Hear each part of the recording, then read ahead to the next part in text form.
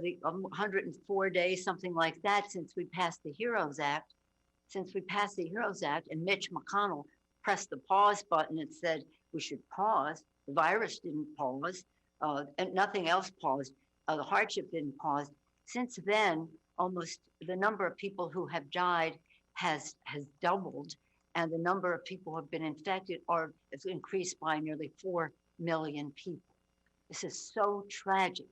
But it also happens instead of the president crushing the virus and the chaos he has brought to that with his ridiculous claims and delay and denial, instead of crushing the virus, he's trying to crush the Affordable Care Act.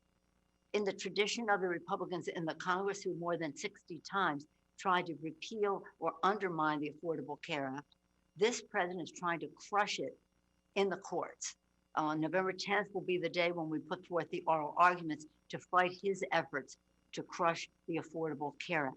So central to Affordable Care Act is that 20 million more people have access to health care. In addition to that, over 150 million families had essential benefits increased.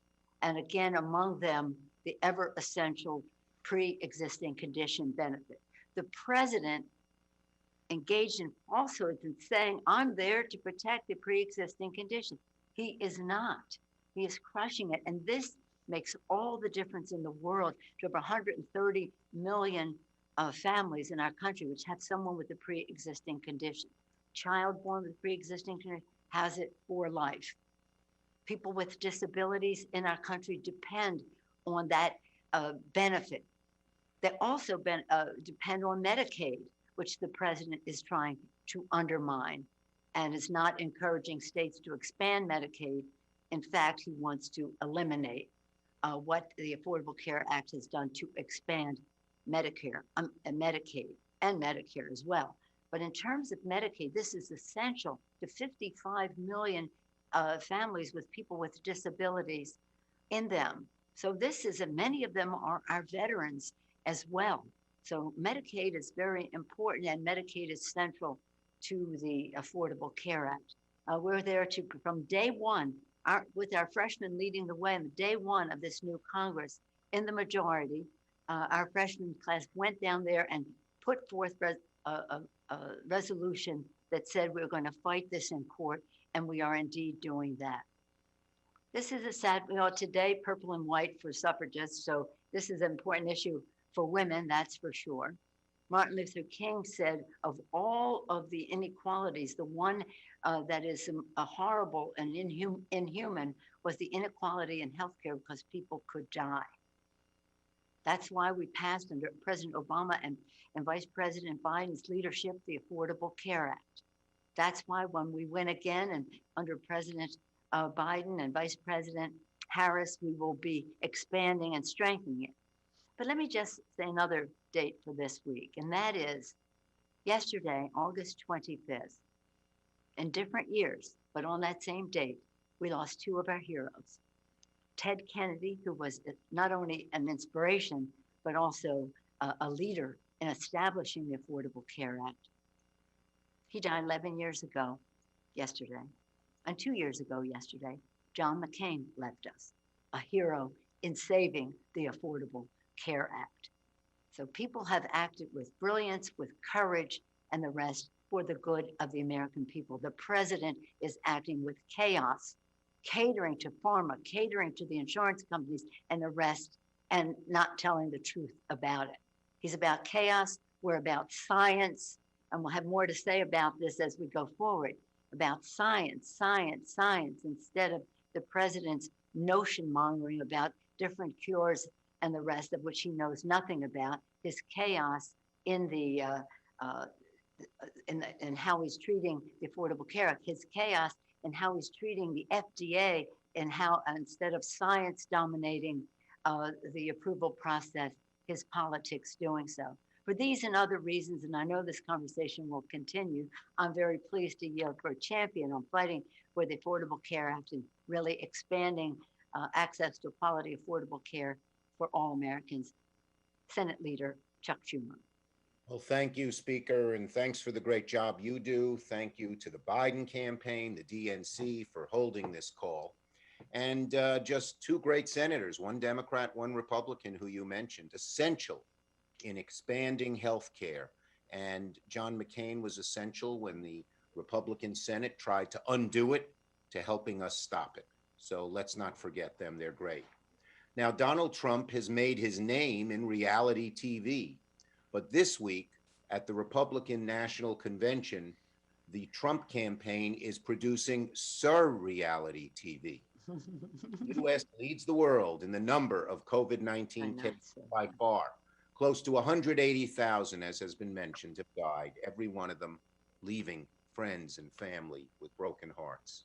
And Republicans pretend like Donald Trump has a handle on the virus.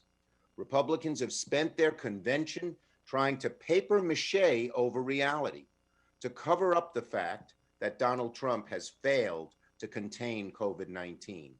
Let's be clear. President Trump ignored the advice of experts, downplayed the virus, and refused to take swift action to contain the spread of the virus.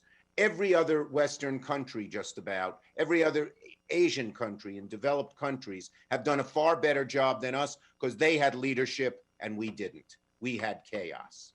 And as a result, the Trump administration's response to COVID-19 has been an international embarrassment. And we are experiencing the greatest health crisis this country has seen in over 100 years. Of course, the truth is, ever since Donald Trump became president, he's been relentless in attacking Americans' health care, as the speaker mentioned. The Affordable Care Act, a lifeline to millions, has, especially during this pandemic, and yet Trump and the Republicans in Congress right now, they go home and do commercials how they want to protect pre-existing conditions, and yet they're suing. They're suing right now in court to gut the ACA and eliminate protections for people with pre-existing conditions. What hypocrisy. The same lawsuit could cause many people to be denied coverage when they need it most here during COVID, resulting in even more chaos in these already very challenging times. You won't hear any mention of the lawsuit at the Republican convention. Oh no. President Trump actually started off on Monday saying he'd defend protections for Americans with pre-existing conditions. He actually said that, while the administration is in court right now suing to take away these protections. You can't make this stuff up. Surreality. That's what it is. Dishonesty, lying. For this and so many other reasons, we need to elect Joe Biden and Kamala Harris. The American people just can't afford 4 more years of this dangerous and chaotic leadership. And I want to make one more point. The Trump administration's healthcare sabotage and weak, inadequate coronavirus response has been aided and abetted by congressional Republicans. And no one is more guilty than the Senate Majority Leader, the self-appointed Grim Reaper of the legislative graveyard, Mitch McConnell. McConnell and the Republicans have refused over and over again to take action to protect Americans' health care, to address the coronavirus. 380 House-passed bills that McConnell and Senate Republicans refused to even bring up a vote, 80% of which had bipartisan support under the Speaker's leadership in the House, and many that would help strengthen health care for millions and millions of American families who desperately need it. America, we can do better than this. This November, Americans have a chance to elect Joe Biden and Kamala Harris. They have a chance to send Mitch McConnell packing and to secure Democratic leadership in the Senate. Americans are really ready and waiting for leaders who will fight to ensure that more Americans have quality, affordable health care. We need to build the country back better. We need to strengthen health care coverage, and we need a comprehensive approach to this global pandemic. We need to elect Joe Biden and Kamala Harris. Thank you. Thank you, Leader Schumer. At this time, we'll have time for a couple questions. If in the app, you would please raise your hand and we'll get those queued up. As that's going on, a reminder, in your inbox right now from the War Room, you have a fact sheet about healthcare in crisis, going through the terrible things that the Trump administration has done to mess with the healthcare of Americans. And with that, why don't we start with Tommy Christopher? Tommy, are you on the line? Yeah, I'm here. Hi, can you hear me? Yep. Okay, my question is for Speaker Pelosi, but Leader Schumer and TJ, you can chime in too. I wanted to know if you are open to or planning any sort of oversight, investigations, hearings on the potential Hatch Act violations that are occurring at the RNC, and also on the issue of the CDC, the new testing guidelines, and whether there was political pressure applied to reduce the number of cases being reported. Let me take the second part first. The CDC guidelines that they have put forth are scary and dangerous. It really is very sad and just reinforces the lack of attention and understanding that we have to have in order to crush this virus. Scientists tell us, and they have told us over and over again over the past months, that we must be testing more, that we should be testing 3 million people a day. The administration has resisted that. The president said testing is what? Overrated. I think he was talking about himself. Every time he says something like that, it's like a projection of himself. Overrated. And then in our conversations with his staff and representatives, they're like tracing. I don't know why we should do that. Well, testing, tracing, treating, isolating, mask wearing, sanitation. This is what scientists tell us is necessary to stop the growth, the flow of this virus, and to help to eliminate it. They won't do that. So now they're having the CDC, shame on them, as I say, shame on the commissioner of the FDA the other day for his misrepresentations.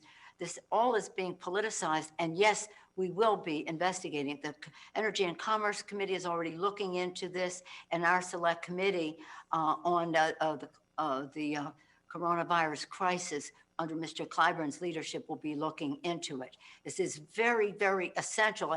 As Leader Schumer said, this is what other countries have done, and they've had success. You have success from science. You have crisis from chaos, and that's what this president is about. And in terms of the first part of it, these people are so unethical.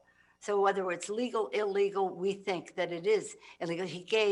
Pompeo gave the State Department a warning that they should not be engaged in politics, and then he himself was engaged in it. But you know what? The American people really, they know these people are unethical and illegal and doing things outside the law. What they want to know is what we're going to be doing for them. And we'd rather have our focus be very much on how we're going to protect their health care, how we're going to create good paying jobs, how we're going to take our country in a forward direction in cleaner, bigger jobs, lower healthcare costs, bigger paychecks, lower healthcare costs, and cleaner government as we protect our planet, which they're in denial. Again, another example of their anti-science. So the committees will make their decisions about how they go forward on Pompeo. We also have an issue with Pompeo for not giving us documents, and you'll be hearing from the Foreign Affairs Committee, Mr. Engel, Chairman Engel, probably later today on that score. So they've been in violation on many scores. This is really pathetic, but nonetheless, no surprise at their unethical behavior. I just want to add to, in terms of the CDC, this has to be resisted, because this is just, again, ignoring science and letting the virus have its way with our people. It really must be addressed. I don't know if Leader Schumer wants to say anything about the CDC or the FDA or any of the rest of it. You know, Donald Trump thinks by ignoring the truth, by lying about the truth, he can make things happen, and it only makes things worse. He called it a hoax. It wasn't a hoax. He said, when it gets warmer, it'll go away. It didn't go away. But it's not just that he lies about it. He doesn't do what's needed to fight it, because he lives in his own little dream world, and he thinks by ignoring the facts and misstating the facts and lying about the facts, that will become the truth. And that's just not how this works. So by not knowing How many people are hospitalized? How many people are dying? By trying to understate those facts, he will make things worse. More people will die. More people will get sick. The economy will stay in bad shape longer as long as they deny the truth. But Trump has this amazing ability in his own brain to think if he says it, it's going to become true. And that is one of the main reasons other countries are doing much better than we are. As for the first point, this is what we can expect in a second Trump administration, which, praise God, thank God, and I believe will not happen. All the rules, norms, values that have made this country great, Donald Trump will destroy them. He doesn't care. He only cares about himself. The rules are you shouldn't sit in the White House and give a speech at a convention. Donald Trump says, I want to do it. So they do it. Well, that's nothing compared to the things they might do if, God forbid, they get a second term. So America, watch out. This convention was just an example of the destruction of the values, the norms, the honor and honesty and fact-based nature of this republic that has made our republic great, that Donald Trump undoes every day a bit more. Great. Can we go to Sarah from CNN next? So, Sarah, are you Hey, there? yeah, can you hear me? Yep. Hey, so I have a question about Kenosha specifically, but I guess it can be applied more broadly. The unrest and the riots are an issue the Trump campaign is especially now capitalizing on with this law and order message to appeal to suburban voters. And I know you all released a statement from Simone last night condemning the violent protests. And I know Biden has addressed it before, but I'm curious how the vice president intends to address this issue himself going forward. And I'm curious, do you guys believe that this is a messaging war that you need to win at all? Well, Sarah, I can address that at the top, and then Speaker Pelosi or Leader Schumer, if you all have anything to add. I think earlier this week you saw Vice President Biden call for accountability and an immediate, full, and transparent investigation into this shooting. He called those 7 shots Sunday night. He said that they pierced the soul of the nation, and he has said before that protesting such brutality is right and necessary. I believe he said after the George Floyd murder that it was an utterly American response. But he has also said that burning down communities and needless violence is not. That violence that endangers the lives of families and small businesses is not. So I think you'll continue to see him be out in front and show leadership on this issue. I think the Biden-Harris administration will be an administration that will actually address some of the systemic racism and inequities in our country in a way that this president has not, and this president has completely failed to lead on. So I think you will absolutely see more from us on that. And I'm not sure, Speaker Pelosi or Leader Schumer, if you had anything more to add on that front. I think that Vice President Biden and then President Biden and Vice President Harris will be leaders who will calm the waters.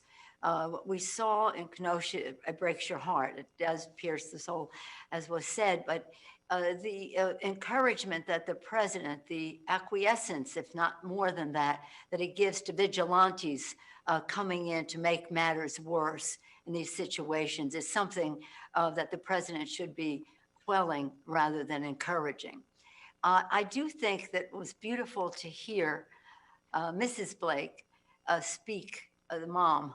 I don't know if you heard her speech, but she said, this isn't what we're about. We're not about riots and destroying of property and the rest. That's not the statement that we want associated with this.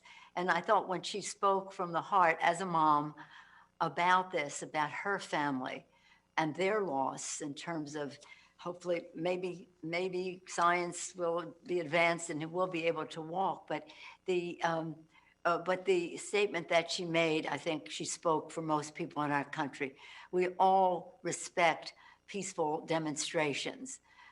We don't want them to be exploited by outside groups, be they vigilantes and the rest, to stir it on. And so I feel that we in our country have enough empathy for those who have lost their lives or their ability to walk or whatever it is, that we want to have everyone be able to speak out on it, but we don't want it to be used for a purpose that is counterproductive. Just want to get back to Tommy's question, though, for a moment on healthcare. I have said this, and I truly believe it. I believe that President Trump is asking his supporters, who seem to be able to accept almost anything that he does, he's asking them to choose him over their children and over their families, the health and well-being of their families, especially now as it comes to going back to school.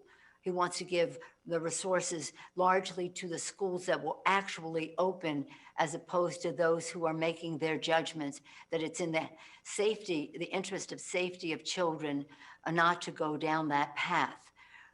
So he's saying to them, it's Donald Trump or your children. Think about it. Mr. Schumer? Just one quick point, because I think TJ and Nancy have done it well, but a broader point. Our convention showed unity, bringing people together, ending the divisiveness together, and coming together for a common purpose on healthcare, on opening up the schools, on so many things. What their convention is showing is disunity and divisiveness. The American people want unity. They want someone who will bring us together, not someone who will try to tear us apart. And I think that message will be very strong and resonate well in November and then afterwards with President Biden and Vice President Harris. Thank you. Maureen from USA Today. No. Maureen, you there? Yep, just unmuted. Thanks for taking my question. Since Vice President Pence is the top speaker tonight, can you address how he fits into the indictment that you're making? Well, go ahead, Speaker Pelosi. Well, I would just say that what we're learning about Vice President Pence is that he's pulled his punch on the fight against the virus, that they were slow in anticipation, and not only that, reacting to what was happening out there in terms of the spread of the virus. He sort of became I don't know what, just a figure in the background for a while. And then I don't think he ever emerged, and maybe until tonight. But the fact is, there's nothing for him to be proud of in terms of his role in fighting this virus. In fact, there's evidence to support the fact that he was very slow on the draw, pulled his punch when he should have been leading with it. And he's part of the indictment on the coronavirus. Again, I don't know what role he played in the healthcare debate, but he certainly is an accomplice to the president's assault on the Affordable Care Act. And I just want to say, when I talked about Ted Kennedy and I talked about John McCain coincidentally dying at the same date, not the same year, but the same date, I mentioned that because it was about bipartisanship. It's about what Mr. Schumer was talking about bringing people together. We have our differences on how we would proceed, even within our own parties, but we respect other points of view. And as we go forward, that's what Joe Biden has been so famous for, about respecting other people's point of view, having empathy for the concerns of the American people, and finding a path that is sustainable to address them, whether it's about job security, whether it's about health security, whether it's about preserving the planet. How do we do that in the most bipartisan way, the way Ted Kennedy and John McCain, in their way, in their time, both advanced and saved the Affordable Care Act? I just Mr. make one Schumer? more point about the vice president. 2 points here. First, he's head of the coronavirus task force. I wouldn't be proud of that if I were him. Look how poorly we've done.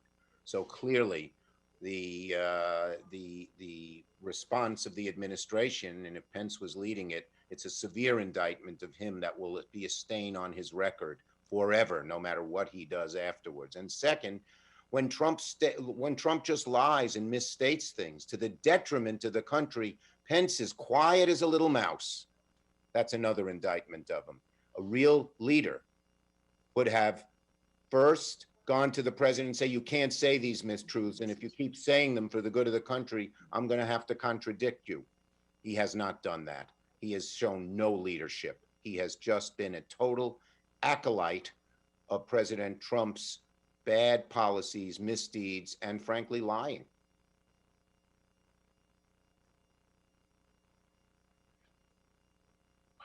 Well, thank you everyone for joining today. This was a great call. Thank you to our speakers. Tomorrow, our final call of the week will be at 11 a.m. with Mayor Pete Buttigieg. So I look forward to that.